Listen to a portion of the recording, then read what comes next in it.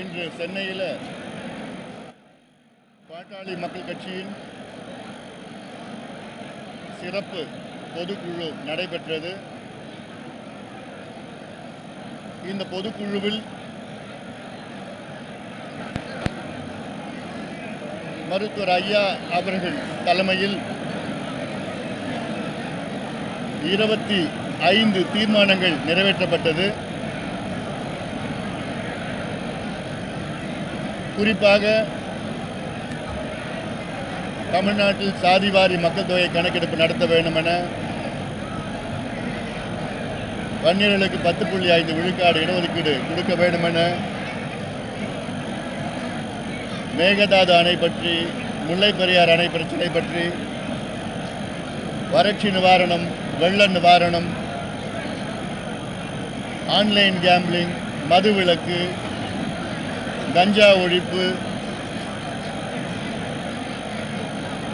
தமிழ்நாட்டில் தொழிற்சாலைகள் தமிழர்களுக்கு வேலைவாய்ப்பு, சென்னை கோயம்பேடு பேருந்து நிலையத்தில் பொது பூங்காவை அமைத்தல், தமிழக மீனவர்களை பற்றி பிரச்சனைகள், விளைநிலங்களை அரசு கையகப்படுத்தக்கூடாது, என்எல்சி பற்றி, சிப்காட் பற்றி, இது போன்ற கிட்டத்தட்ட 24 தீர்மானங்கள் நிறைவேற்றப்பட்டது. 25வது தீர்மானமாக அரசியல் தீர்மானம் நிறைவேற்றப்பட்டது. இந்த அரசியல் தீர்மானத்தில் கடந்த காலத்தில் பாட்டாளி மக்கள் கட்சி மக்களவை தொகுதியில் வெற்றி பெற்று அதிக அளவில் நாடாளுமன்ற உறுப்பினர்கள் டெல்லிக்கு சென்றால் தமிழ்நாட்டின் பிரச்சனைகளை தீர்க்கின்ற வகையில் பல திட்டங்களை கொண்டு வந்திருக்கின்றார்கள். இந்தியாவுக்கு திட்டங்களை கொண்டு வந்திருக்கின்றார்கள். அந்த அடிப்படையில் வருகின்ற மக்களவை தேர்தலில் பாட்டாளி மக்கள் கட்சி மிகப்பெரிய வெற்றியை பெற வேண்டும். அதற்கேற்ப வியூகங்களையும்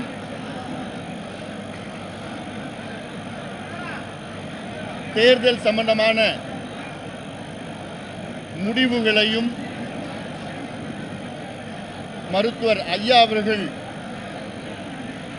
எடுப்பார் என்ற அதிகாரத்தை பொதுக்குழு ஒருமனதாக நிறைவேறியிருக்கிறது.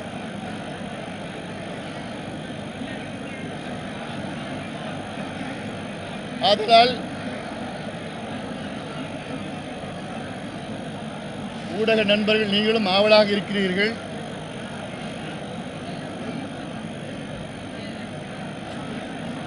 விரைவில் நடைபெற இருக்கின்ற மக்களவை தேர்தல் சம்பந்தமான பாட்டாளி மக்கள் கட்சி நிலைப்பாட்டை விரைவில் அறிவிப்போம்.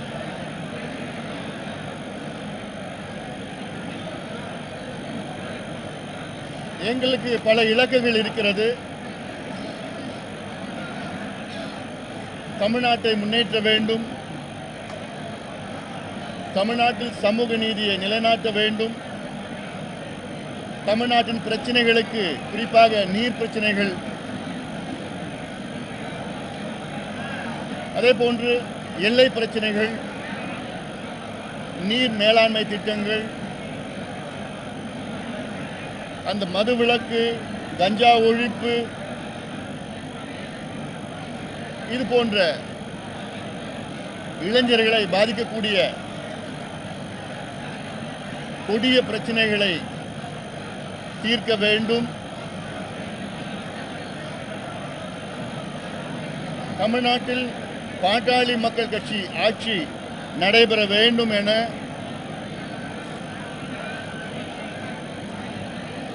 எங்களுக்கு ஒரு இலக்கு இருக்கிறது. பல இலக்குகளில் அது ஒரு இலக்கு.